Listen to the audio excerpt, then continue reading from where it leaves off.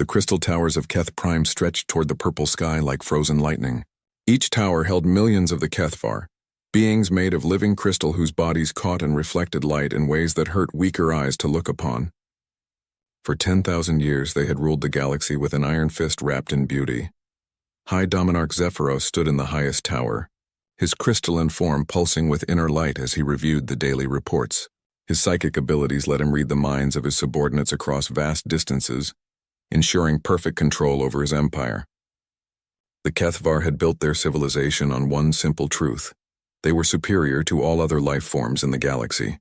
Every species they had encountered fell into their classification system. The Kethvar themselves were Alpha class, perfect beings destined to rule. Below them came the Beta species, useful servants who could follow orders and perform basic tasks. The Gamma species were little more than animals, good only for labor or food. At the bottom were the Delta species, worthless vermin who served no purpose except to be eliminated before they could become problems. Commander Vextai approached the High Dominarch's platform, his smaller crystal body glowing with nervous energy. "My lord, we have detected new signals from the outer rim. Grid reference 2847 Delta shows signs of a developing civilization." Zephyros barely looked up from his reports. In the past 1,000 years, they had discovered 47 new species. All had been classified, conquered, or destroyed according to their worth. Classification? The planet is small, mostly water, with a single intelligent species. They call themselves humans. Initial scans show primitive technology, no psychic abilities, and violent tendencies toward their own kind. Clear Delta classification, my lord. The High Dominarch's crystalline face showed no emotion. Delta species were always dealt with the same way. Complete extermination. It was not cruelty, simply efficiency. History had taught the Kethvar that primitive species who survived long enough eventually became problems. Better to eliminate them while they were still weak. "Send a harvester fleet," Zephyros commanded. "Standard protocol. Glass the planet, harvest any useful resources, move on." Vextai bowed low. "At once, my lord." "Should we attempt communication first? Why would we speak to vermin?" The High Dominarch's psychic voice carried cold amusement. "You do not negotiate with parasites. You eliminate them." 3 solar cycles later, Harvester Fleet Omega-7 departed from Keth Prime. The fleet consisted of 12 massive ships, each one capable of destroying entire worlds. Fleet Commander Thanok had carried out dozens of similar missions. He expected this one to be finished within a standard rotation. The journey to the human homeworld took 40 cycles. During the trip, the Kethvar analyzed every signal they could intercept from Earth. The humans had barely achieved spaceflight. Their weapons were chemical-based projectiles and primitive explosives. They had no energy shields, no psychic defenses, no unified government. They were even fighting wars among themselves. "It almost seems wasteful to use a full harvester fleet," said Sub-Commander Irisville, as she watched the blue planet grow larger on their screens. "A single ship could handle this extermination." Thanok's crystal body pulsed with agreement. "Standard protocol exists for a reason. We eliminate quickly and completely, leaving no chance for survivors to become future threats." As the fleet entered Earth's solar system, they began broadcasting their standard ultimatum message. The translation algorithms quickly converted their psychic communication into the dominant human languages. The message was simple and had never changed in 10,000 years. "Primitive species of the third planet, you have been classified as unworthy of existence. Your civilization will be terminated. Resistance is futile. Surrender will not be accepted. Prepare for extinction." The Kethvar expected the usual responses: panic, desperate pleas for mercy, or futile threats from primitive leaders. Instead, something strange happened. The humans went quiet. Not the silence of terror, but the silence of activity. "My lord," reported Scanner Tech Quindos, "the planet's electromagnetic emissions are increasing rapidly. It appears they are mobilizing their military forces." Thanok found this amusing. "Let them gather their primitive weapons. It will make no difference." But as the fleet moved closer to Earth, more strange readings appeared. The humans had stopped their wars with each other completely. Every nation on the planet was working together, sharing resources and information at an unprecedented rate. Their factories were producing weapons around the clock. Most puzzling of all, they seemed to be preparing defensive positions rather than trying to flee. Perhaps they do not understand the message, suggested Irisval. Their primitive minds might not comprehend the certainty of their doom. All species understand death, Thanok replied. These humans will learn, just like all the others. The Harvester fleet took position around Earth and began the standard bombardment pattern. Massive energy beams lanced down from orbit, designed to crack continents and boil oceans. The first strikes hit exactly where they were supposed to, turning entire cities into glass and ash. But then something impossible happened. Return fire came from the planet's surface. The primitive human weapons should not have been able to reach orbital altitude, let alone penetrate Kethvar shields. Yet somehow missiles and energy beams were striking the fleet's outer vessels. The damage was minimal, but it was damage nonetheless. How are they doing this? Thanok demanded. His scanners showed that the humans had somehow jury-rigged their primitive rockets with power sources that should not have been possible with their technology level. More disturbing were the psychic readings.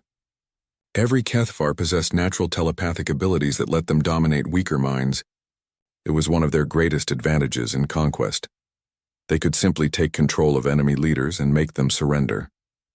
But when they tried to use these powers on the humans, nothing happened. The human minds were chaotic, unpredictable, and somehow resistant to psychic control. Instead of the ordered, logical thought patterns that made other species easy to dominate, human consciousness seemed to operate on pure chaos and emotion. It was like trying to grasp smoke with crystal hands. "Sir, we are receiving communications from the planet," reported Communications Officer Zelthak. "The humans are talking to us." "Put it through," Thanok ordered, curious despite himself. The voice that came through their speakers was calm, almost conversational. "Hello there. This is Admiral Sarah Chen of the United Earth Defense Force. We got your message about extinction and all that. Thanks for the heads up. Just wanted to let you know we decline." The bridge fell silent. In 10,000 years of conquest, no species had ever simply declined extinction. "You do not have a choice in the matter," Thanok replied through the translation system. "Your species has been classified as Delta. You will be eliminated." "See? That's where you made your first mistake," Admiral Chen's voice continued. "You assumed we'd just roll over and die like everyone else. But here's the thing about humans. We're really, really bad at knowing when we're supposed to give up."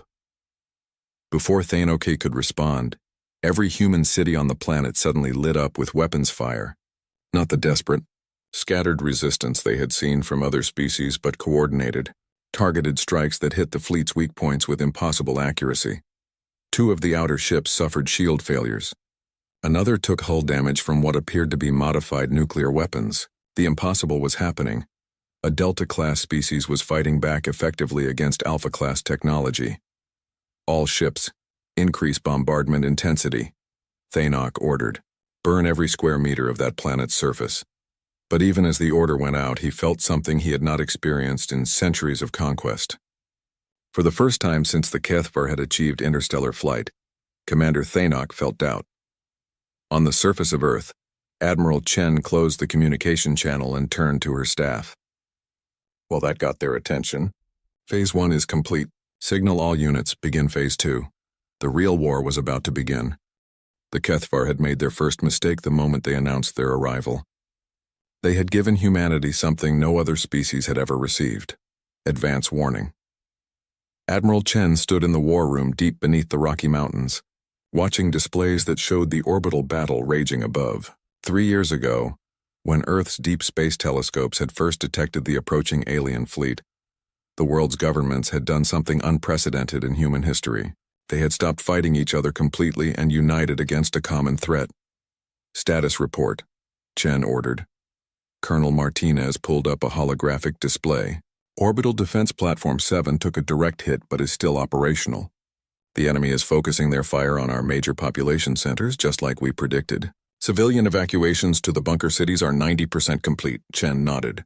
The bunker cities had been humanity's first priority once they realized what was coming. While the Kethvar spent 3 years traveling to Earth, humans had been digging. Every major city now had a complete underground duplicate, connected by tunnels and powered by geothermal energy. The surface cities were mostly empty now, filled with nothing but decoy targets and hidden weapon systems.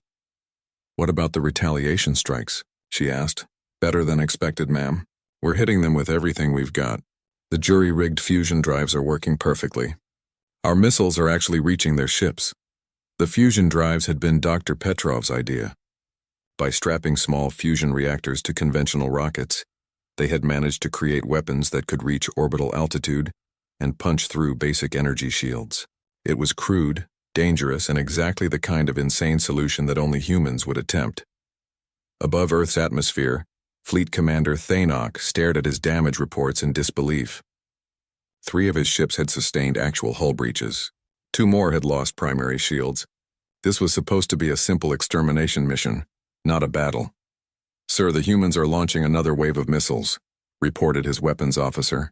"Same configuration as before, but there are more of them this time." "Impossible. Our scans showed they had limited industrial capacity. How can they be producing more weapons during active bombardment?" What Thainok didn't understand was that humans had spent 3 years converting their entire industrial base for war production. Every factory, every assembly line, every manufacturing facility on the planet was now producing weapons, ammunition, or defensive systems. The surface factories might be destroyed, but the underground facilities were still running at full capacity. "Sir, we're receiving another transmission from the planet," the communications officer reported. "Put it through." Admiral Chen's voice came through clearly, though explosions could be heard in the background. "Hey there, Crystal Boys. Just wanted to thank you for the fireworks show.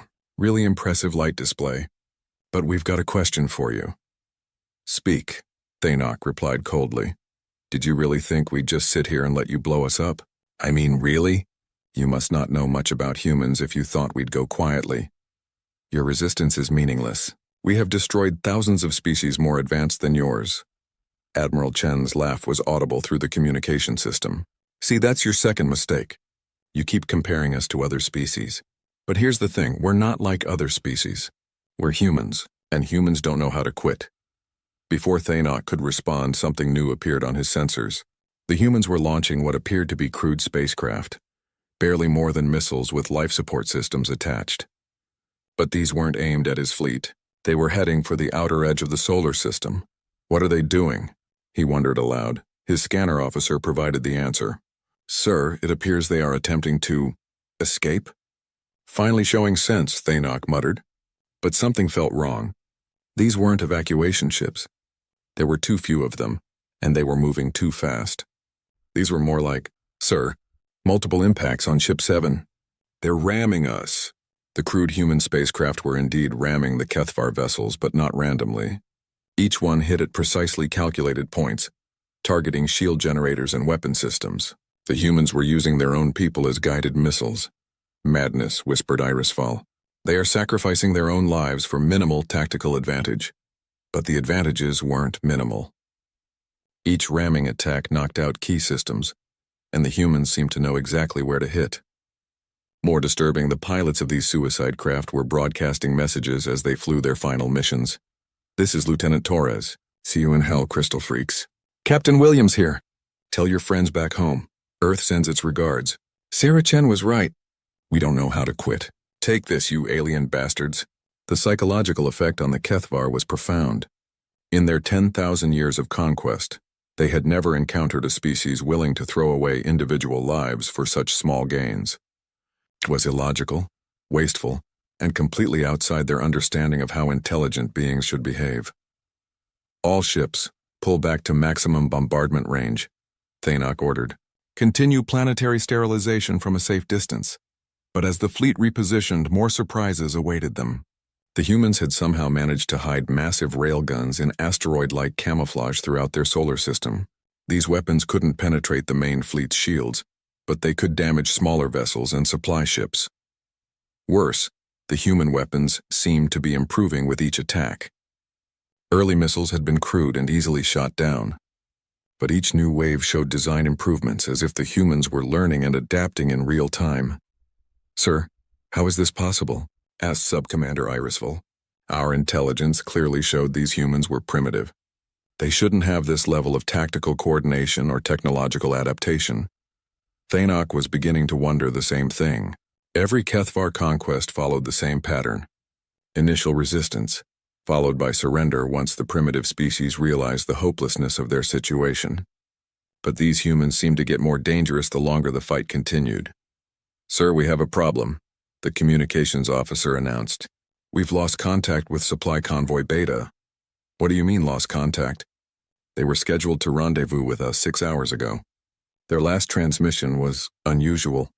"Show me." The recording played on the bridge speakers. It started normally, routine Supply Convoy chatter between Kethvar crew members. Then suddenly there were sounds of combat, shouting, and what sounded like hull breaches. The last words were from Convoy Commander Yethal. "How did they get aboard?" "They came from nowhere. They're using our own weapons against us." "Then silence. Impossible," Thanok said. "Humans cannot survive in space without environmental suits. They have no ships capable of intercepting our convoys." But even as he spoke, he knew something was wrong. The humans were doing many things that should have been impossible. Their weapons were too effective, their coordination too perfect, their resistance too organized. On Earth's surface, Admiral Chen was coordinating humanity's response from her underground command center. Banks of computers showed real-time tactical data, much of it gathered by human operatives who had somehow managed to infiltrate Kethvar supply lines. "Ma'am, Boarding Team 7 reports successful capture of alien supply convoy," Colonel Martinez announced. "They're requesting immediate pickup." "Negative," Chen replied. "Tell them to learn everything they can about alien technology, then scuttle the ships. We can't risk exposing our space-capable units yet." The boarding teams were humanity's most dangerous secret. Using captured alien technology from the first attacks, human engineers had managed to build crude but functional spacecraft. These ships were hidden throughout the solar system, crewed by volunteers willing to spend weeks in space waiting for the chance to strike at alien supply lines. "What about the technology samples?" Martinez asked. "Send them to Research Division Alpha. Dr. Petrov thinks he's close to a breakthrough on their shield technology." This was humanity's greatest advantage. While other species had probably tried to resist the Kethvar in the past, none had possessed humanity's ability to reverse engineer captured technology under combat conditions. Human scientists and engineers were working around the clock, taking apart every piece of alien equipment they could capture and finding ways to turn it into weapons. Back in orbit, Thanok was receiving increasingly disturbing reports. 3 more supply convoys had gone missing. 2 of his escort frigates had suffered mysterious system failures. Most troubling of all, his fleet's psychic communications network was experiencing interference. "Sir, we're detecting some kind of psychic static," reported his mental communications officer. "It's making long-range telepathic contact difficult." "Source?" "Unknown, sir. It seems to be coming from the planet itself. But humans aren't supposed to have psychic abilities." What the Kethvar didn't realize was that humanity had captured several of their telepathic communication devices in the early attacks. Human scientists couldn't use them directly, but they had figured out how to generate interference that disrupted Kethvar mental networks. It was like jamming a radio, but for telepathic communications. "Sir," the scanner officer called out urgently, "we have multiple contacts approaching from the outer system. Configuration unknown." Thanok looked at the tactical disc doctor. Elena Petrov stared at the alien crystal in her hands, its surface pulsing with inner light even though it had been removed from its original host 12 hours ago. The laboratory around her buzzed with activity as teams of scientists worked around the clock to understand Kethvar technology. "Tell me you have good news." "Elena," Admiral Chen said as she entered the underground research facility. "Better than good," Petrov replied, holding up the crystal. "This is their psychic amplifier.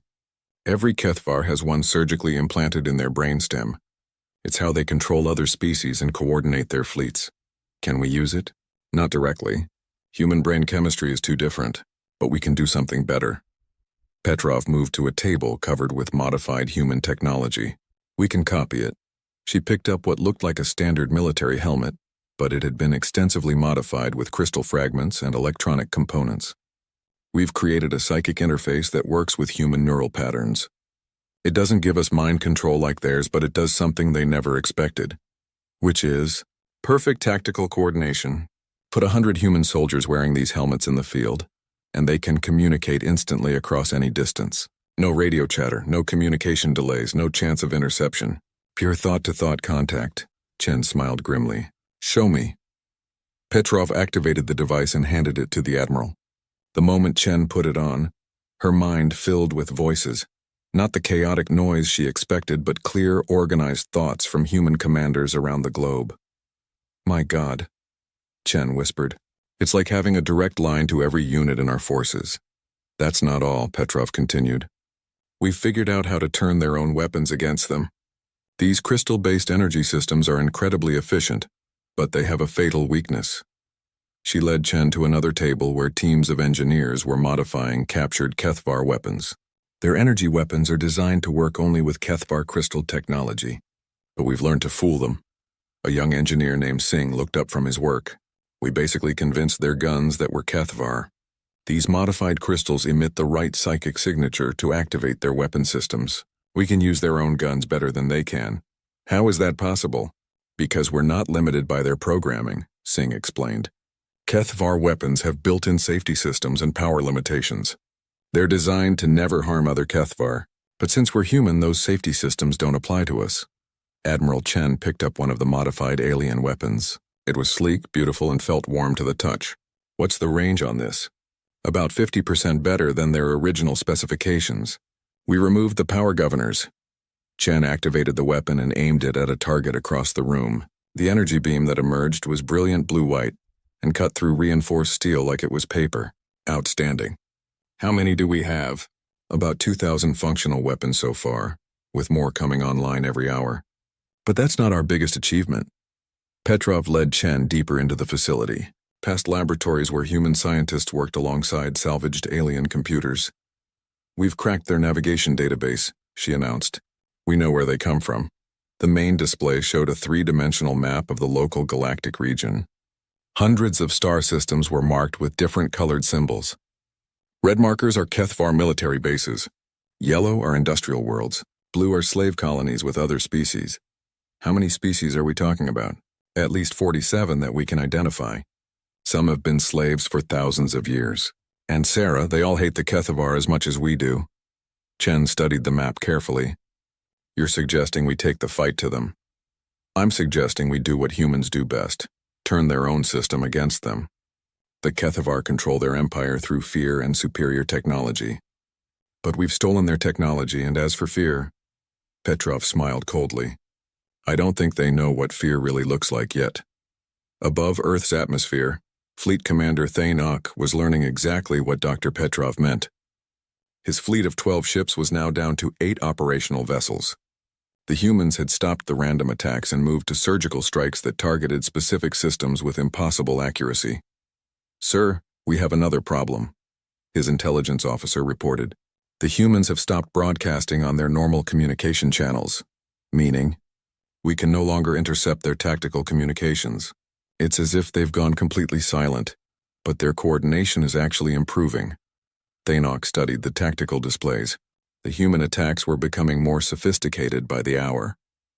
Their missiles now flew in complex patterns that avoided point defense systems.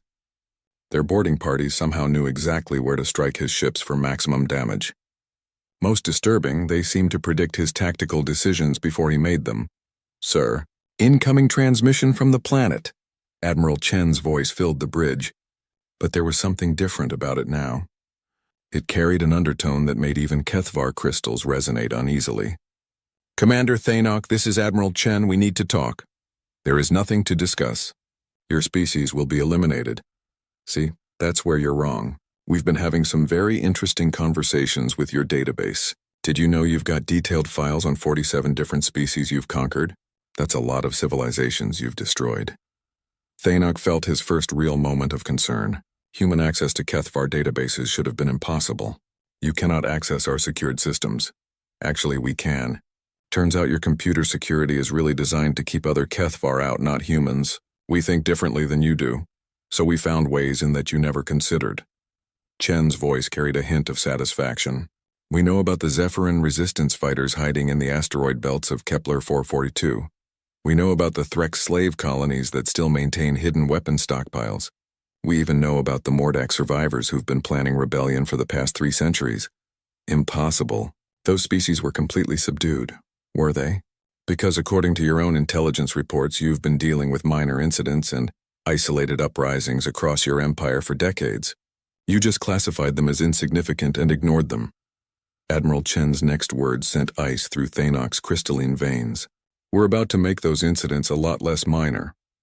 On Earth, preparation for humanity's counterattack was reaching its final stages. The underground factories had produced enough modified weapons and equipment to outfit 50,000 human soldiers.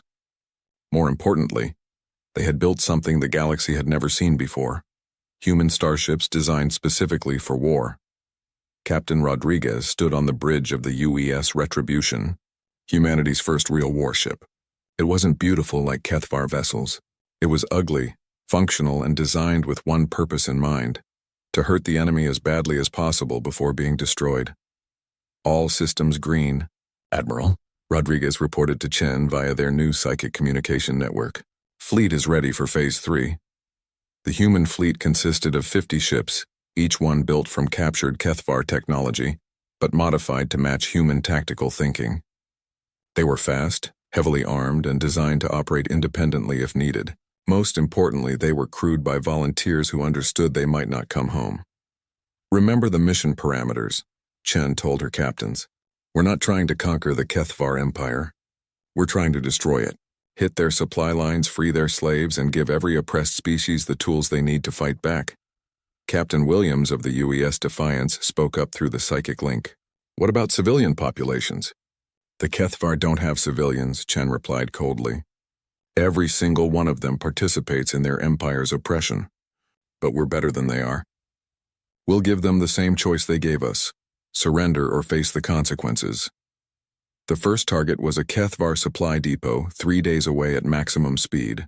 Intelligence suggested it was lightly defended and contained enough weapons and equipment to arm several slave populations. More importantly, it was connected to the Empire's main communication network. All ships, engage jump drives. Let's go teach the Kethvar what happens when they mess with humanity. The human fleet disappeared into hyperspace, leaving Earth's defenders to continue their orbital battle, with Thanok's remaining forces. But the real war was just beginning. 3 days later, Supply Depot Keth 47 received its routine morning report from the orbital platforms. Everything was normal. Cargo transfers proceeding on schedule, security patrols showing no unusual activity, slave labor crews working at acceptable efficiency rates. Then the humans arrived. The attack came without warning. 50 human warships dropped out of hyperspace simultaneously, their modified Kethvar weapons already charged and targeting critical systems. The depot's defenses, designed to repel primitive raiders or slave uprisings, were completely overwhelmed. Commander Zixtal barely had time to send a distress signal before his command center exploded around him. The humans weren't just attacking randomly. They knew exactly where every critical system was located, as if they had Compla. High Dominarch Zephyros stood in his crystal throne room, watching reports flow in from across his empire. For the first time in 10,000 years of Kethvar supremacy, the daily briefings brought nothing but bad news. Summarize, he commanded his intelligence chief. Commander Vextai's crystalline form flickered with nervous energy. My lord, we have lost contact with 17 supply depots, 43 communication relays, and 8 minor military installations. Slave uprisings have broken out on 29 worlds. The humans have somehow armed primitive species with our own technology. How many ships have we lost? 47 confirmed destroyed, 31 missing and presumed captured. The humans appear to be using our own vessels against us. Zephyros felt something he had not experienced in millennia: genuine confusion. The reports made no logical sense. A single primitive species could not possibly coordinate attacks across half the galaxy, yet the evidence was undeniable. What is the status of Fleet Commander Thanok? Still engaged in orbit around the human homeworld, my lord. His forces are reduced to 4 ships, but he reports the planet's surface is almost completely sterilized. Almost. The humans appear to have extensive underground facilities. Complete planetary sterilization may require additional resources. High Dominarch Zephyros processed this information with growing unease. A standard harvester fleet should have been able to eliminate any Delta-class species within days. The fact that Thanok was still fighting after weeks suggested something was fundamentally wrong with their intelligence assessments. Recall all available fleets, he ordered. If this human infestation has spread beyond their homeworld, we must contain it before it infects other systems. What Zephyros didn't understand was that containment was already impossible. Human strike forces were operating throughout Kethvar space, and they weren't just hitting random targets. They were systematically dismantling the infrastructure that held the Empire together. Captain Sarah Williams stood on the bridge of the UES Defiance, studying tactical displays that showed the Rigel system ahead.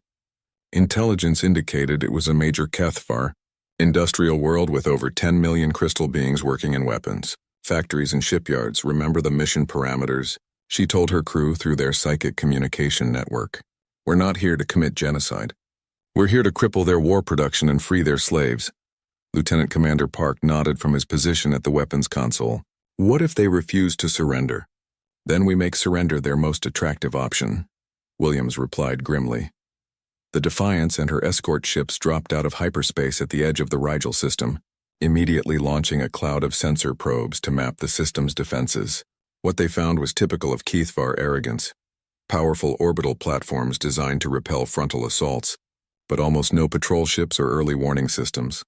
They're not expecting us, Park observed. Their entire defense network is focused on protecting against large fleets, not small raiding forces. Perfect. Begin Phase 1. Phase 1 was pure human psychology warfare. Instead of attacking immediately, the human ships began broadcasting on every frequency the Kethvar used for communication. The message was simple and delivered in perfect Kethvar language, thanks to captured translation algorithms. Attention Crystal Empire. This is Captain Sarah Williams of the United Earth Defense Force. Your High Command has classified my species as Delta-class vermin, suitable only for extermination. We disagree. You have exactly 1 hour to evacuate all non-essential personnel from your military installations. After that, we will begin demonstrating why underestimating humans was the worst mistake you ever made. The response from Rigel Command was predictable. Primitive species, you are outnumbered and outgunned. Surrender immediately or face complete annihilation. Captain Williams smiled coldly. Counter-offer. You surrender immediately, or we turn your entire industrial complex into scrap metal. You have 59 minutes to decide. The Kethvar response was to launch everything they had at the human ships. Orbital defense platforms opened fire with massive energy beams, while fighter squadrons boiled up from the planet's surface. It was an impressive display of firepower that should have vaporized the small human force.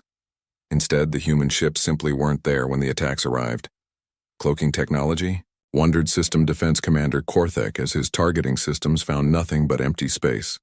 Negative, his sensor officer replied. They appear to be using some form of dimensional displacement. Our weapons are hitting the correct coordinates, but the ships have somehow moved to parallel dimensional space. What the Kethvar didn't understand was that humans had taken their captured technology and improved it in ways the original designers never imagined.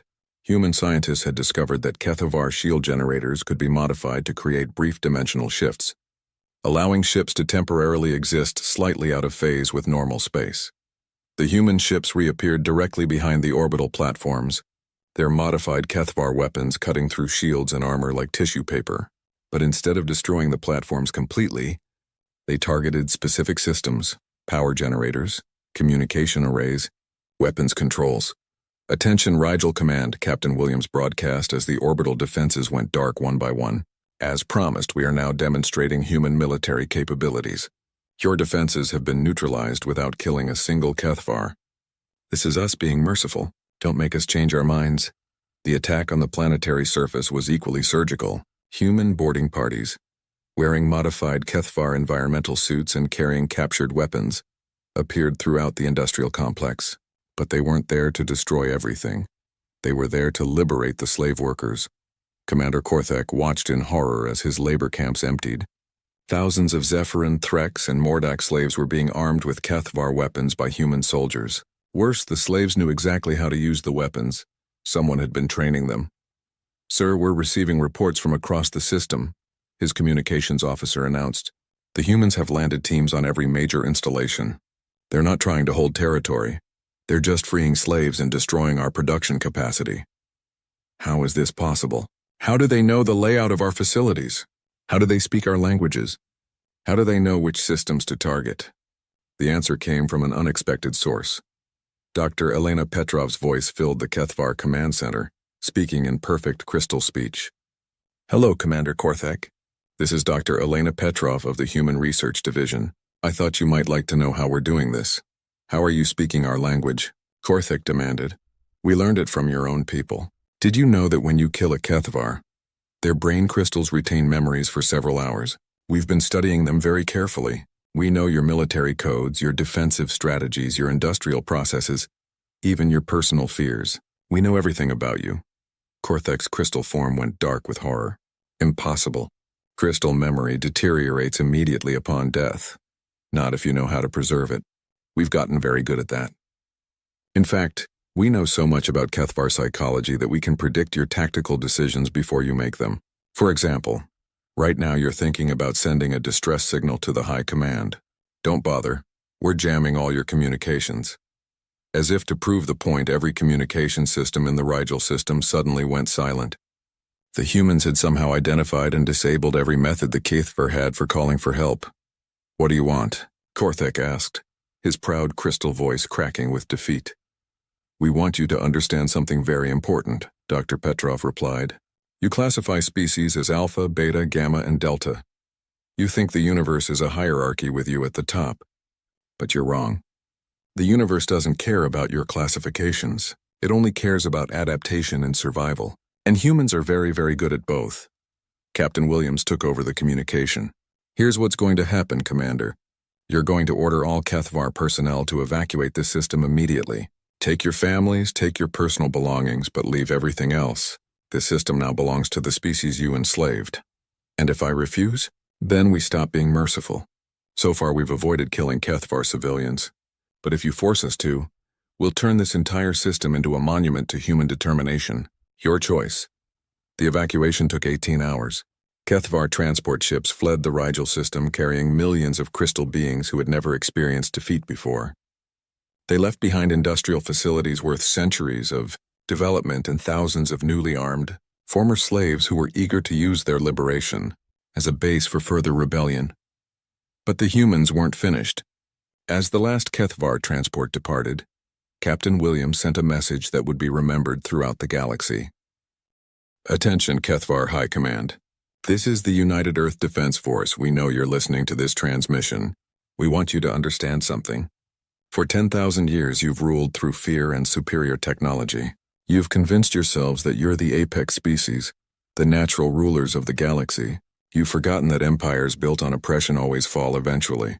They fall because oppressed people never stop looking for High Dominarch Zephyros, stared at the galactic map in his war room, watching red warning lights blink across half his empire. 47 worlds in open rebellion. 16 fleets reported missing or destroyed. Supply lines cut. Communication networks compromised.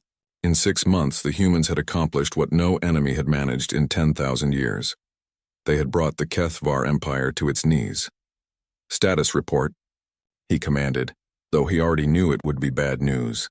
Commander Vextai approached with visible reluctance. My lord, the situation continues to deteriorate. The Threx rebellion has spread to 12 systems. The Zephyrin resistance has captured our main weapons depot in the Centauri sector. And the humans, he paused, struggling with the words.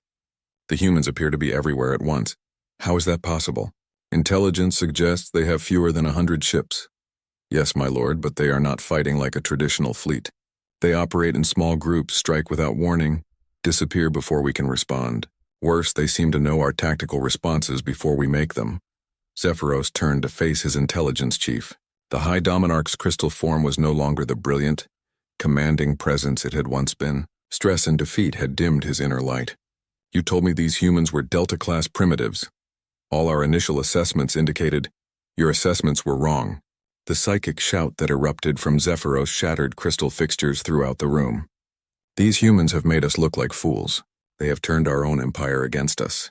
They have made the word Kethvar synonymous with failure throughout the galaxy. Vextai cowered under his master's rage. My lord, what are your orders? Zephyros was quiet for a long moment, his crystal form pulsing with dark energy. Activate the extinction protocol. The words fell into the war room like stones into still water. Every Kethvar present felt their crystal heart skip in horror. The extinction protocol was the Empire's ultimate weapon, never used but always ready. It was designed for only one purpose, to sterilize entire star systems when conventional conquest failed. My lord, vexed I whispered, the extinction protocol has never been authorized. The weapon systems are untested on such a scale. Then we will test them on the humans, Zephyros replied coldly.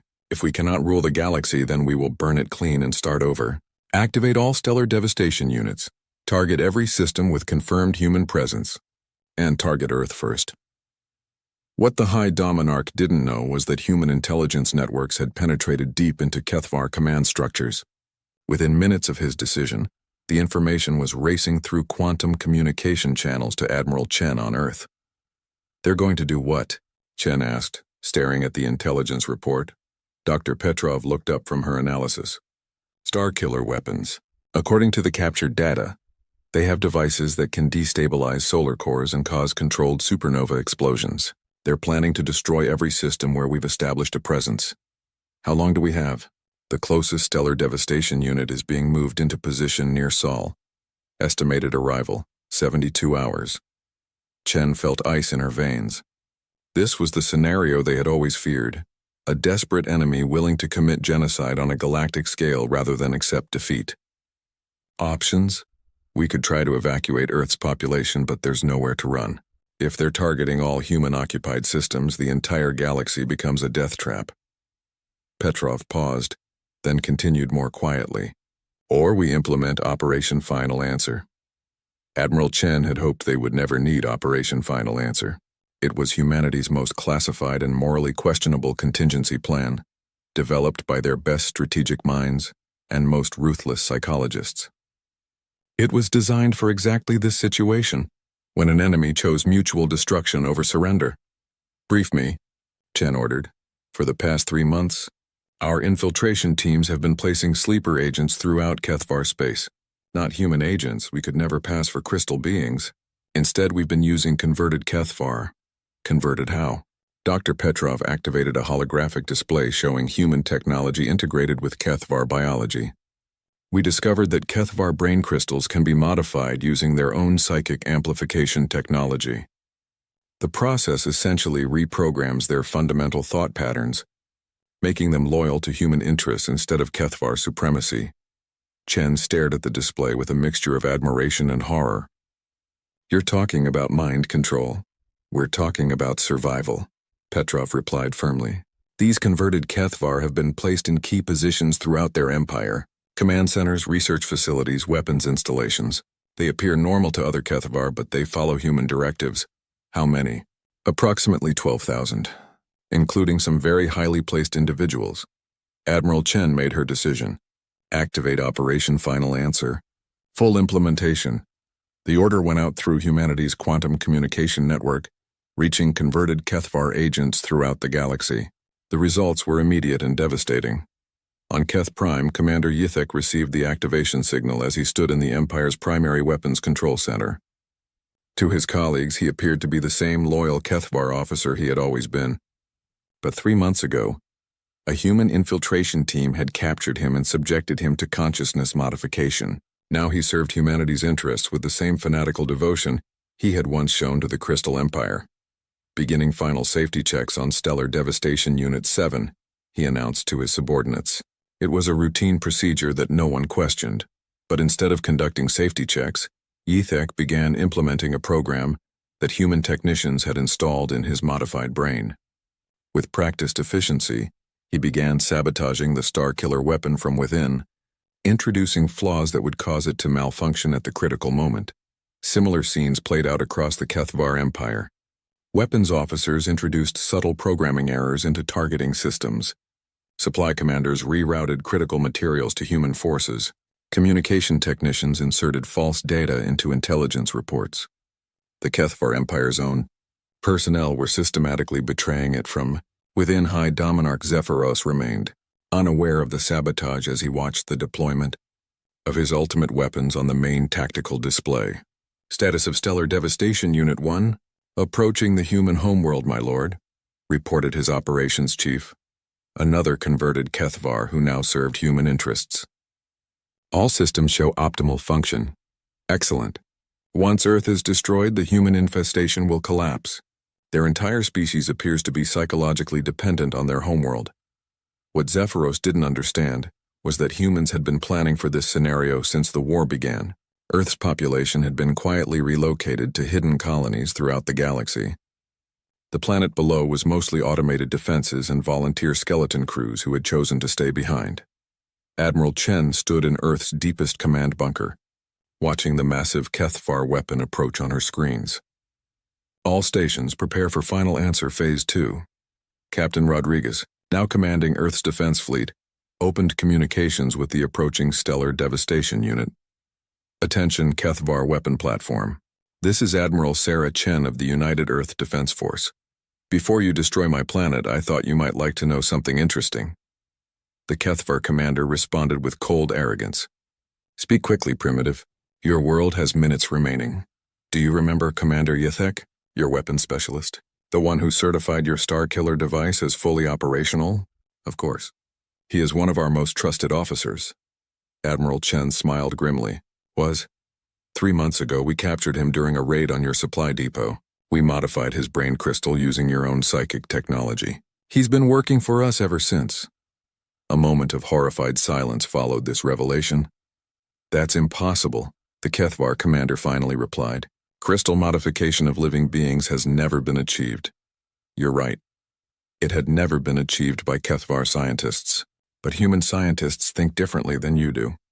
We don't just use your technology the way you intended. We improve it, modify it, turn it into something new, something better. Chen's voice took on a tone of grim satisfaction. Commander Yithek has been sabotaging your Starkiller weapons for months. Every single stellar devastation unit in your arsenal has been compromised. And he's not the only one working for us. As if summoned by her words, converted Kethvar agents throughout the Empire began revealing themselves. Thousands of crystal beings who had appeared loyal suddenly turned on their own kind, seizing control of critical facilities and broadcasting their new allegiance to humanity. Attention, Kethvar Empire, came a transmission from Keth Prime itself. The voice belonged to High Commander Zithval, one of the Empire's most trusted military L. Commander Teho stared at his screen for the third time in 10 minutes. Something was wrong. Very wrong. The numbers on his monitor showed 0 human communications coming from Earth. Not one single message. Not even the usual background chatter that every space station picked up from human ships, colonies, and trading posts. He rubbed his eyes and checked the time. It was his night shift aboard Harmony's Edge, the massive space station that sat between 3 different star systems. Usually this was the boring part of his job. Humans never stopped talking. Their communication networks buzzed with constant activity. Trade deals, family messages, news reports, scientific data, arguments about sports, complaints about weather on distant colonies. The humans talked about everything all the time, but now there was nothing. Teho called up the communication logs from the past week. Monday had been normal. Tuesday showed regular traffic. Wednesday morning had the usual flow of messages. Then, at exactly 14:32 Galactic Standard Time, everything stopped. The last message was a routine shipping report from a cargo vessel near Jupiter. After that, silence. He switched to the long-range sensors. The Sol system looked normal from the outside. Ships moved in their regular patterns around Earth, Mars, and the asteroid belt. The space stations around Jupiter were in their correct positions. The mining operations near Saturn showed normal heat signatures. Everything appeared to be working fine, except nobody was talking. Teho pressed the emergency button on his control panel. A soft chime echoed through the station, and within minutes Dr. So-Min hurried into the command center. She was the station's expert on alien species, and she knew humans better than most non-humans in the galaxy. "What is the problem?" she asked, pulling up a chair next to his workstation. "Look at this," Teho said, pointing to his screen. "When did you last receive a message from any human source?" So-Min frowned and checked her own systems. Her face went pale as she scrolled through the data. This cannot be right. Humans send thousands of messages every hour. They are the most talkative species in the galaxy. "That is what I thought too," Teho said. "But look at the timestamps. Everything stopped 3 days ago." So-Min ran her own diagnostics on the station's communication array. All systems showed green. The equipment was working perfectly. She tried to contact the human embassy on Centauri Prime. No response. She sent a priority message to the human trading post on Kepler Station. Nothing came back. Maybe there is a technical problem with their equipment? So-min suggested, but her voice showed doubt. Captain Jin Woo entered the command center, drawn by the emergency alert. He was an old soldier who had fought in the border wars and had seen strange things before, but the look on his face showed he had never seen anything like this. "Captain," Taeho said, "we have lost all contact with human space. Every single communication channel is dead." Jin Woo sat down heavily in his command chair. He had been in space for 30 years, and in all that time, humans had been a constant presence. They were everywhere, doing everything, talking to everyone. They were loud, curious, and impossible to ignore. The galaxy had gotten used to their endless energy and their need to communicate about every small detail of their lives. "Have you tried the emergency channels?" Jin Woo asked. "First thing I checked," Taeho replied. "Even their military frequencies are silent." So-min pulled up a star map showing human territory. Red dots marked every human colony, station, and outpost within 500 light-years. All of them showed the same status, no communications. "This is not possible," she said. "Humans do not just stop talking. Even when they sleep, their automated systems send status reports every hour." Jin Woo stood up and walked to the main viewing window. Outside, the stars looked the same as always. Space seemed peaceful and normal, but he knew that somewhere out there, in the direction of Earth, something had happened to the most active species in the galaxy. "Send a priority message to Galactic Council headquarters," he ordered. "Tell them we have a situation." The message reached the Council within 6 hours. Within 12 hours, every major species in the galaxy was reporting the same thing: total communication blackout from all human sources. The Velthari, with their advanced sensor networks, confirmed that human space appeared physically normal. The crystalline Korth detected no unusual energy signatures. The gas-being ethereals found no signs of warfare or destruction. Ambassador Curie, who represented Earth at the Galactic Council, was supposed to attend the emergency session. Her empty chair at the council table sent a chill through the assembled delegates. For the first time in 300 years, no human voice spoke in the Great Hall where the galaxy's leaders met to discuss important matters. High Speaker Velandris of the Velthari stood before the assembly. Her people were known for their calm and logical thinking, but even she seemed worried. "Fellow delegates," she said, "we face an unprecedented situation. Humanity, our most active member species, has gone completely silent. Our long-range scans show no signs of destruction or invasion. Their ships continue normal operations within their territory, but they have stopped all external communications." The Korth delegate, a tall crystal being named Harmonics of Truth, vibrated with nervous energy. "This is most disturbing. Humans are known for their constant chatter. They comment on everything. They ask questions about everything. They share opinions about everything. For them to suddenly stop communicating suggests either a massive technical failure or something far more serious." Elder Gostel of the ancient Moradun species spoke in his deep, slow voice. "In my 1,000 years of life, I have never seen anything like this. Humans are predictable in their unpredictability. They argue, they laugh, they complain, they celebrate, but they never ever simply go quiet." The emergency session continued for 18 hours. Rescue missions were planned and canceled. Diplomatic messages were prepared and sent into the void. Scientific theories were proposed and debated, but nobody had a good explanation for what had happened to humanity. What none of them knew was that 3 days earlier, in a secret laboratory beneath the city of Seoul on Earth, Dr. Hyunsu had activated humanity's greatest achievement. The dimensional fold communication array was designed to let humans talk to each other instantly across any distance. But the first test had done something unexpected. Instead of just connecting human communication networks, it had folded space around the entire solar system. Earth and everything around it had slipped into a pocket of folded space-time, invisible and unreachable from the normal universe. Humanity had not gone silent. They had gone somewhere else entirely, and in that other place they were learning things that would change the galaxy forever. 7 months after humanity disappeared, the galaxy had started to adjust to the quiet.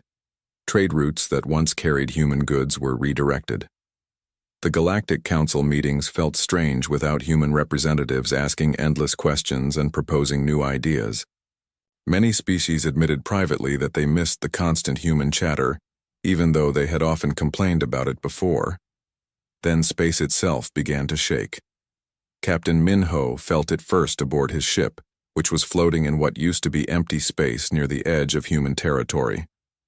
His instruments detected massive gravitational waves rolling across 3 star systems. The waves were so powerful that they bent light and made the stars flicker. "What is happening?"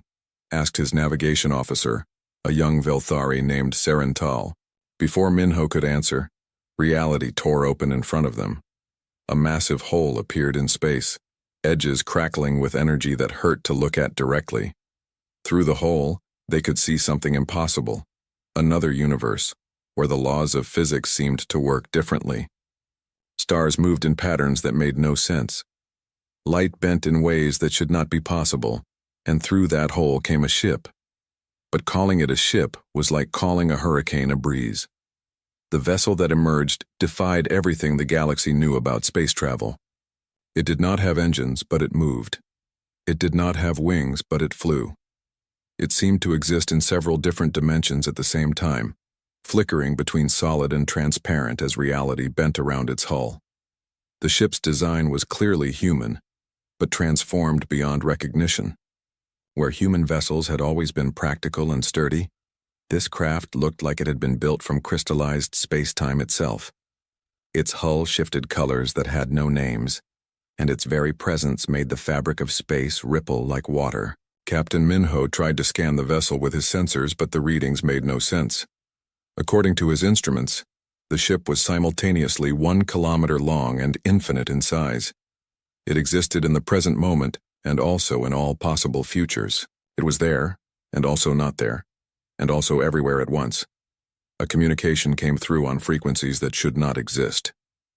"This is Admiral Yu Jin of the Terran Dimensional Fleet," said a calm human voice. "Please forgive our absence. We have been learning." Minho stared at his communication panel. The voice was definitely human, but something about it had changed. There was a depth to it, as if the speaker existed in more dimensions than the 3 everyone else lived in. "Admiral," Minho said carefully, "this is Captain Minho of the survey vessel Brightwing. Where have you been? The entire galaxy has been looking for Earth." "Earth is safe," Yu-Jin replied. "We discovered something wonderful and terrible. We needed time to understand it before we returned to normal space." More holes began opening across the system. Through each one came another impossible human ship, each one unique, each one bending reality in different ways. Some moved by folding space around themselves. Others seemed to step between dimensions like walking through doorways. One ship appeared to be traveling backwards through time, arriving before it had left. The human fleet that emerged bore no resemblance to the simple fusion-powered vessels that had represented humanity's best technology just 7 months ago. These new ships moved through space-time as easily as fish swimming through water. News of humanity's return spread across the galaxy within hours. Emergency sessions were called on every major world. The Galactic Council demanded immediate answers. Military fleets were mobilized, though nobody was sure whether they should prepare for rescue operations or defensive action. Dr. Yunji, speaking for what she called the Terran Science Collective, appeared via hologram at the Emergency Council session. But her image flickered and shifted, existing in multiple dimensions simultaneously, making it difficult to look at directly. "Honored delegates," she said, "we apologize for our sudden departure. During our time away, we made contact with beings from higher dimensions. They taught us things about the nature of reality that we never imagined possible." High Speaker Velandris leaned forward in her chair. "Dr. Yunji, what exactly happened to your people? Your technology appears to have advanced by thousands of years in just 7 months." Yunji smiled, and for a moment her image became solid and normal. "Time works differently in folded space. For us, we spent decades learning from our new teachers. We discovered that reality is much more flexible than anyone believed. The laws of physics are more like suggestions that can be rewritten by those who understand how." The Korth delegate harmonics of truth vibrated with alarm. "You speak of rewriting physical laws. This is dangerous beyond measure. There are reasons why reality has rules." "We understand the dangers," Yunji replied. "That is why we took time to learn properly before returning. We are not the same humans who disappeared 7 months ago." We have evolved. To demonstrate, she gestured with one hand. Instantly, a perfect rose appeared in the air above the council table, its petals made of crystallized starlight. The rose existed for exactly 10 seconds before dissolving back into nothingness, leaving behind only the faint scent of flowers. We can manipulate matter and energy at the quantum level, Yunji explained. We can step outside the normal flow of time. We can access infinite parallel dimensions. But most importantly, we have learned wisdom. Power without wisdom destroyed the beings who taught us. We will not make the same mistake. Elder Gastel of the Morden spoke slowly. What do you intend to do with these abilities? We intend to help, Yunji said simply.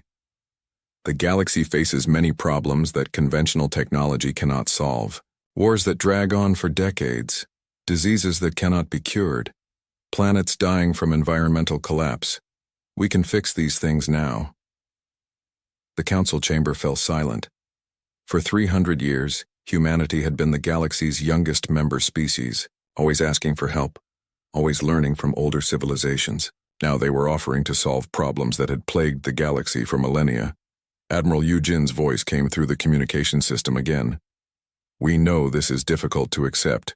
We have changed dramatically in a short time, but we are still human at our core. We still value life, freedom, and the right of every species to choose its own path. We simply have better tools now to protect these values. Through the viewing ports of Harmony's Edge Station, Commander Teho watched as human ships began appearing throughout the system. Each vessel moved with impossible grace, bending space around them like dancers moving through water. The humans had returned, but they were no longer the species that had left. So Min stood beside him, her scientific mind struggling to process what she was seeing. They have become something beyond our understanding, she whispered. Jinwoo joined them at the viewing port. The old captain had seen many changes in his decades in space, but nothing had prepared him for this.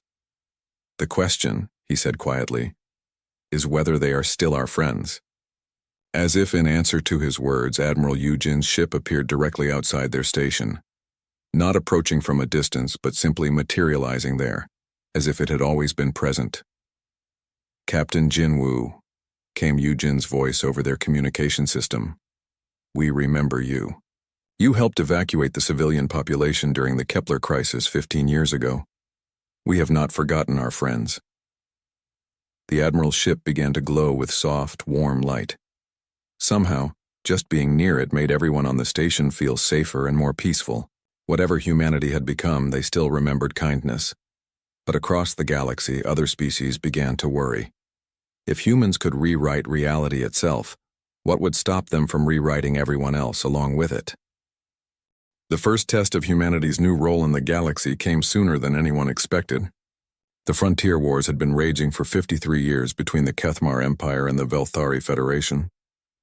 What started as a border dispute over mining rights had grown into a galaxy-wide conflict that killed billions and showed no signs of ending.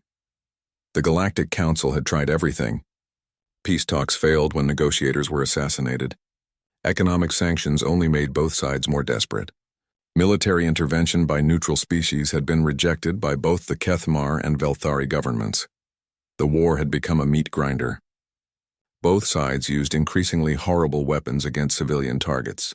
Entire planets had been sterilized. Refugee camps held millions of displaced beings. Children grew up knowing nothing but war and hatred. Then Colonel Jae-sung decided enough was enough. He did not travel to the Kethmar homeworld in a ship. He did not use any form of transportation that the galaxy's military experts would recognize. One moment he was aboard the human vessel Peaceful Harbor, orbiting a neutral star system. The next moment he was standing in the middle of the Kethmar High Command meeting room on their fortress world of Karthak.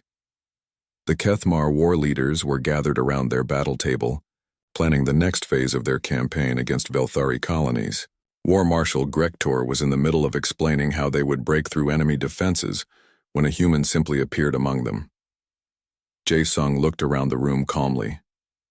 He was a small man by Kethmar standards, barely reaching the shoulder of the smallest warrior present, but something about him made the huge alien soldiers step back in alarm.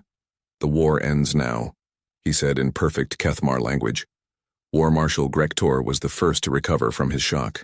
The Kethmar were a proud warrior species who had never backed down from any fight. He reached for his plasma rifle, a weapon powerful enough to cut through tank armor. Jae-sung looked at the War Marshal and gestured casually with one hand. The plasma rifle was gone. Not destroyed, not broken, not disabled. It had simply never existed. There was no mark on the War Marshal's armor where the weapon had been attached.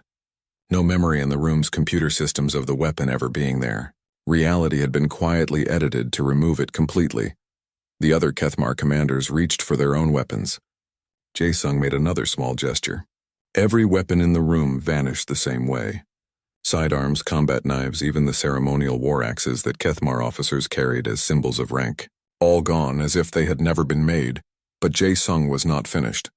Through the viewports, the Kethmar could see their orbital defense platforms, massive weapons that could destroy entire fleets. With a third gesture, those vanished too. The planet's entire military defense network, built over centuries and representing the pinnacle of Kethmar engineering, simply ceased to exist. "Sit down," Jae-sung said quietly. The Kethmar sat. At exactly the same moment, on the other side of the galaxy, Captain So-young was delivering the same message to the Velthari High Council on their crystal homeworld. She had appeared in their council chamber just as suddenly, and with the same calm authority, she had made their weapons disappear with equal ease. Commander Dongmin stood before the Galactic Council itself, explaining what humanity was doing and why. For 53 years, this war has continued because both sides believed they could win through violence, he said to the stunned delegates. They were wrong. Violence has only created more violence. Today we are offering a different path. High Speaker Valandris found her voice first. You cannot simply make weapons disappear and expect that to solve anything. The Kethmar and my people will build new weapons. No, Dongmin said simply. They will not. He explained that humanity had placed what they called reality anchors around both star systems. These devices prevented any military technology above a certain level from existing in the area. Ships could still fly and people could still defend themselves with basic tools, but weapons of mass destruction would simply fail to work. You are forcing peace on us, accused Elder Gastel. We are removing the tools of war, Dongmin corrected. Peace is still your choice to make, but you can no longer choose mass destruction. Dr. Mi-young appeared as a hologram to explain the technical details. Her image was stable now, no longer flickering between dimensions as it had during her first appearance. We have been monitoring galactic communications across all possible timelines, she said. We know what has happened in your past.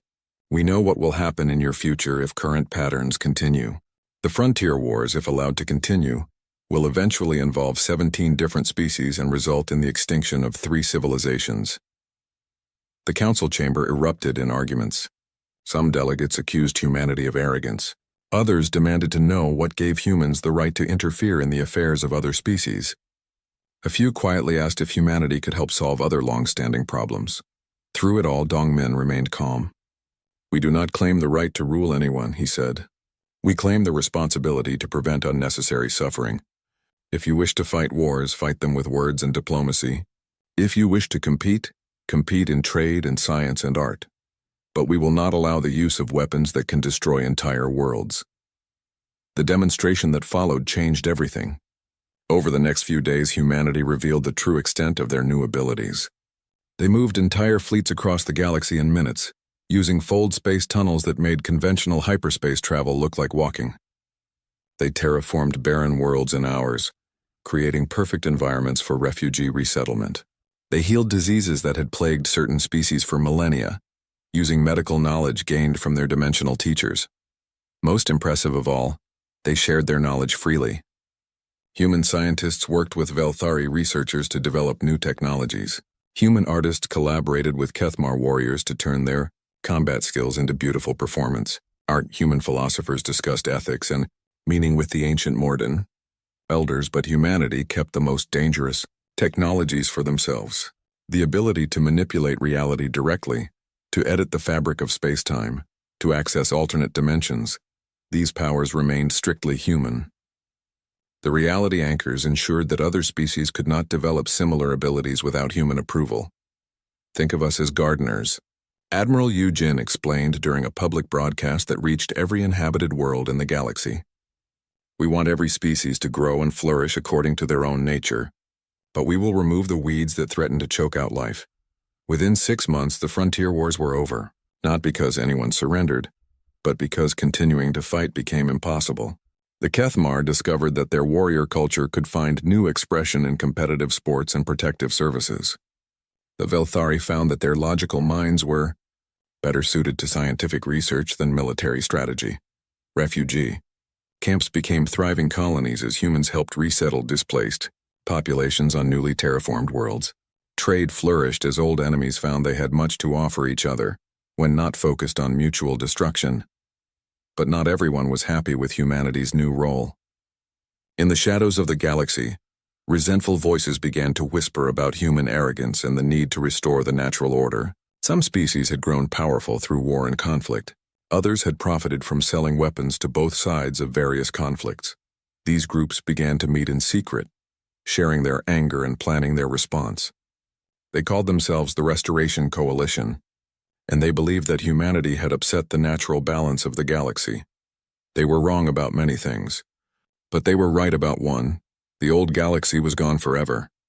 The question was whether they would accept the new one, or try to destroy it. And unknown to anyone, including humanity, they were not the only ones who had learned new and dangerous secrets during the 7 months when the galaxy had gone quiet. The attack came without warning, striking at humanity's most protected research facility. Dr. Wansik was conducting experiments on dimensional fold mechanics aboard Research Station Xerion 7, which orbited a neutron star deep in human space. The station existed partially outside normal space-time, protected by 7 layers of reality barriers that should have made it completely safe from any conventional attack. The research was critical. Wansik and his team were working to understand exactly how their dimensional teachers had given humanity such incredible powers. They wanted to make sure the abilities could be used safely and perhaps find ways to share some benefits with other species without the dangerous side effects. The station's defenses were more than just shields and armor. Reality anchors prevented hostile technology from functioning nearby. Temporal barriers made the station exist in several different time streams simultaneously. Dimensional locks meant that nothing could reach the station without first traveling through folded space that only humans understood. Yet somehow, the attack succeeded. The explosion came from inside the station itself, not from bombs or missiles, but from weapons that operated on principles even the enhanced humans did not fully understand. The weapons did not just destroy, they prevented things from ever having existed in the first place. 37 human researchers died instantly, their existence erased so completely that only their colleagues remembered they had ever lived. Critical data about dimensional mechanics was wiped from reality itself, leaving gaps in human knowledge that could never be recovered. But worst of all, the attack proved that humanity's godlike powers had limits. Commander Boram arrived at the destroyed station 6 hours later, leading a team of human investigators. What she found shocked her to the core. The station still existed, but huge sections of it had been edited out of reality. Where laboratories had been, there was now empty space that had always been empty space. Carved into the quantum substrate of space itself, written in letters made of crystallized time, was a message. Your exile made you powerful. It also made you forget that you are not the only species capable of evolution. The message was signed with the mark of the Zephyrian Consortium, the ancient trading houses that had controlled galactic commerce for thousands of years. But Boram's analysis revealed something terrifying. The weapons used in the attack operated on reality negation principles that should not exist. They were more advanced than anything humanity had learned from their dimensional teachers. Captain Heiwan brought the evidence to Admiral Yu Jin aboard the flagship Eternal Harmony. The Admiral studied the data with growing concern. The weapons technology was not just advanced, it was familiar. The signature patterns matched theoretical designs that humanity had rejected during their time in fold space, because they were too dangerous. Someone else made contact with the entities, Yu Jin realized, and they learned things we chose not to learn. The investigation that followed revealed the disturbing truth. During the 7 months when humanity had disappeared from normal space, 3 other species had also vanished from galactic records. The ancient Nixthari, masters of dark energy manipulation, the mysterious void singers who could control gravitational fields with their voices, and a species known only as the architects, whose technology was so advanced that their ruins were studied but never understood. The galactic community had assumed these were separate incidents, perhaps natural extinctions or voluntary exile to distant galaxies. The truth was far worse. All 4 species had been contacted by the same extra-dimensional entities during the same time period. But unlike humanity, which had approached the entities as students seeking knowledge and wisdom, the other 3 species had made different choices. They had embraced the darker aspects of dimensional manipulation, learning to weaponize entropy itself, to create zones where the laws of physics simply did not apply, and to erase things from existence so completely that reality forgot they had ever been. The Nixthari had become beings of living darkness, able to consume light and energy and leave behind only void. The void singers had learned to sing reality into new shapes, bending space-time with harmonies that drove listeners insane. The architects had gained the ability to build structures that existed in multiple dimensions simultaneously, creating mazes that trapped entire civilizations in loops of time, and all 3 had allied themselves with the Zephyrian Consortium and other species that resented humanity's new role as galactic guardians. The evidence came from an unexpected source.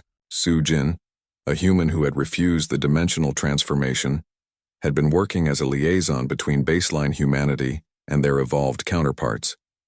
Her investigation into black market weapons dealers led to the discovery that reality negation devices were being sold to resistance groups across the galaxy. The weapons are not just advanced, she reported to the human leadership. They are specifically designed to counter our abilities. Someone has been studying us, learning our weaknesses, and developing tools to exploit them. The first major battle of the Shadow War took place near the abandoned Kethmar fortress, world of Nexus Prime. A human patrol led by Captain Minho encountered a fleet of ships that should not exist. The vessels appeared to be made of crystallized void, their hulls absorbing light and energy without reflecting anything back. When Minho tried to use standard human abilities to stop the attacking ships, nothing happened. The enemy vessels existed in a state of reality negation that made them immune to dimensional manipulation. Their weapons fired beams of concentrated entropy that could age targets to dust in seconds or erase them from existence entirely. The battle lasted only minutes, but it changed everything. For the first time since their return, humans had encountered an enemy they could not easily defeat. Minho's ship was forced to retreat, its hull scarred by weapons that operated on principles beyond human understanding. The news spread quickly through both human space and the underground resistance networks. Humanity was not invincible. They could be fought, they could be hurt, and they could be killed by enemies who understood the right techniques. Resistance cells that had been hiding in the shadows began to act more boldly. Attacks on human facilities increased, using weapons supplied by the transformed alien species. Trade routes were disrupted by pirates wielding reality-warping technology. Several human colonies reported strange incidents where parts of their settlements simply vanished without explanation. The Galactic Council found itself caught in the middle of a conflict it did not understand. Some species supported humanity's role as protectors, grateful for the peace and prosperity that human intervention had brought. Others secretly sympathized with the resistance, feeling that humanity had grown too powerful and needed to be brought down. High Speaker Vel Andrus called for emergency sessions to address the growing crisis. "We stand at a crossroads," she told the assembled delegates. "We can support the humans who have brought peace to our galaxy, or we can allow chaos to return in the name of independence. But we cannot remain neutral while reality itself becomes a battlefield." Elder Gastel spoke for many when he said, "The humans mean well, but they have upset the natural order. Perhaps some conflict is necessary to restore balance." The Korth delegate harmonics of truth vibrated with fear. "You do not understand what is happening. This is not about balance or natural order. The weapons being used in these attacks do not just destroy. They unweave the fabric of existence itself. If this conflict continues, it could damage reality beyond repair." As if to prove the Korth delegate's point, Reports began coming in from across the galaxy. Strange phenomena were appearing wherever the new weapons had been used. Areas of space where time moved backwards, planets where gravity worked in reverse, star systems where the laws of physics changed from day to day. The entities from higher dimensions were feeding on the chaos, using each reality-warping attack to push further into normal space. What had started as a resistance movement against human authority was becoming something much more dangerous, a threat to the existence of the universe itself.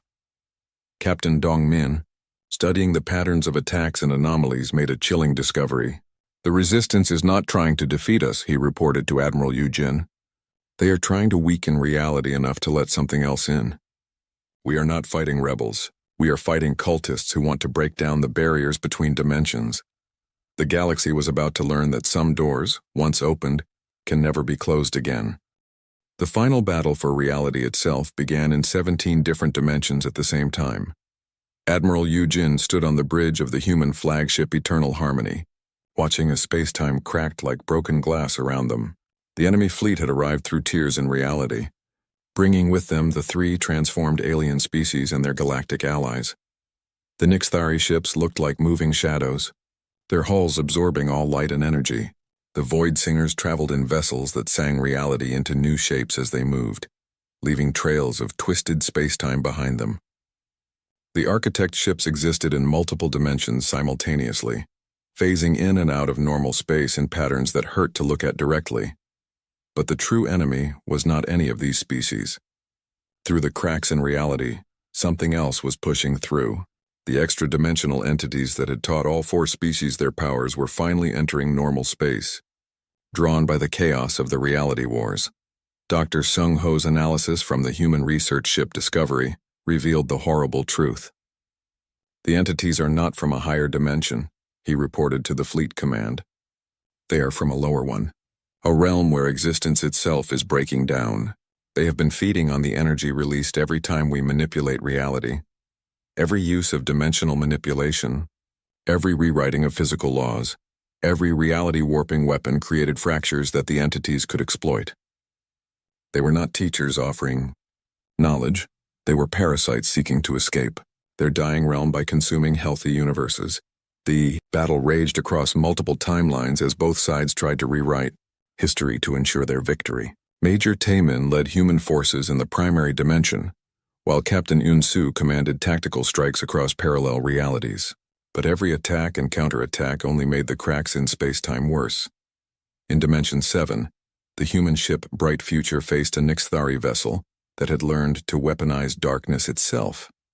The alien ship fired beams of concentrated entropy that aged everything they touched. Stars flickered and died as the weapon passed through them, leaving behind only cold emptiness. In Dimension 12, Commander So Young fought Void Singers whose harmonies could reshape matter at the molecular level. Their songs turned asteroids into living creatures and transformed space dust into acid rain that ate through ship hulls like paper. In Dimension 15, Captain Hyojung battled architect constructs that existed as living mazes, trapping enemy ships in loops of twisted space where every corridor led back to the beginning. But the turning point came from the most unexpected source. Private Jiho was a baseline human who had refused the dimensional transformation. He served aboard the research vessel Peaceful Harbor as a data analyst, working with numbers and communications rather than reality-bending technology.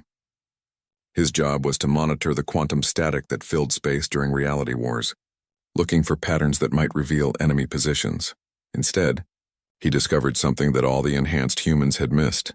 The entities were not randomly entering normal space. They were following specific patterns, using the chaos of the reality battles to create stable pathways between dimensions. Each time humans or their enemies used their powers, they were unknowingly building a bridge that the entities could use to invade the universe permanently. The wars are not about winning or losing, Jiho reported to Dr. Youngmi, the chief scientist aboard his ship. They are about opening doors. The entities want us to keep fighting because every battle makes it easier for them to get through. Youngmi immediately understood the implications. She contacted Admiral Yu Jin with an emergency priority message. Admiral, we need to stop fighting immediately. Every time we use our dimensional abilities, we are helping the entities break into our universe. but stopping the battle was easier said than done. The transformed alien species believed they were fighting for their freedom from human dominance. The resistance groups thought they were saving the galaxy from human tyranny. None of them realized they were being manipulated by entities that wanted to consume all of existence. The solution came from an unlikely alliance. Hyo Jung, a former resistance leader who had started to suspect the truth about the entities, contacted Yu Jin directly. "Admiral, I believe we have been used. My people and yours are both pawns in a larger game. We need to work together to stop this." What followed was the most difficult decision in human history. To seal the dimensional rifts and prevent the entities from fully entering normal space, humanity would have to voluntarily give up most of their godlike powers. The abilities that had made them the galaxy's protectors would have to be sacrificed to protect reality itself. Dr. Wonsik, working with both human and alien scientists, developed a plan. They would use the reality anchors not to prevent other species from accessing dimensional technology, but to limit how much power any species could safely use. The anchors would create stable zones where reality remained constant, preventing the kind of large-scale manipulation that created dimensional rifts. The final phase of the battle was not fought with weapons or reality-warping technology. Instead, teams of humans and reformed resistance members worked together to place modified reality anchors throughout the galaxy. Each anchor required someone to sacrifice their dimensional abilities permanently, binding their life force to the device to keep it stable. Thousands of humans volunteered, including Admiral Yu Jin himself. As each anchor activated, the cracks in reality began to heal. The entities, finding their pathways closing, retreated back to their dying dimension, though their influence could still be felt in the darker corners of space. The war ended not with humanity's victory, but with their choice to become something different. They retained enough dimensional ability to protect the galaxy from existential threats, but gave up the power to remake reality at will. The other transformed species made similar sacrifices, helping to seal the rifts they had helped create. In the aftermath, Captain Wu Jin helped establish the new Galactic Accords, a framework where humanity would serve as guardians of dimensional stability, while other species governed themselves according to their own nature and culture. The reality anchors ensured that no species could gain enough power to threaten the fabric of existence again. The galaxy learned that true strength was not the ability to reshape reality, but the wisdom to know when not to use that power. Wars still happened, but they were fought with conventional weapons and resolved through diplomacy, rather than reality manipulation. Trade flourished as species discovered they had much to offer each other without the threat of dimensional warfare. Art and science advanced as beings explored new possibilities within the stable framework provided by the anchors. And in the quiet spaces between stars, humanity continued their watch. They were no longer the chaotic species that had once filled the communication networks with constant chatter. They were not the godlike beings who had briefly held the power to rewrite existence itself. Instead, they had become something more important. The silent guardians who ensured that when darkness fell across the galaxy, there would always be light on the other side. They had learned that the greatest power was not the ability to change everything, but the responsibility to protect what mattered most. The entities still waited in their dying dimension, hoping for another chance to break through. But they would find no welcome in a universe protected by beings who had chosen wisdom over power, sacrifice over dominance, and protection over control. Earth spoke again to the galaxy, but now its voice carried the weight of hard-earned wisdom, and the galaxy, finally at peace with itself, listened and learned from those who had traveled furthest into the dark and chosen to return to the light.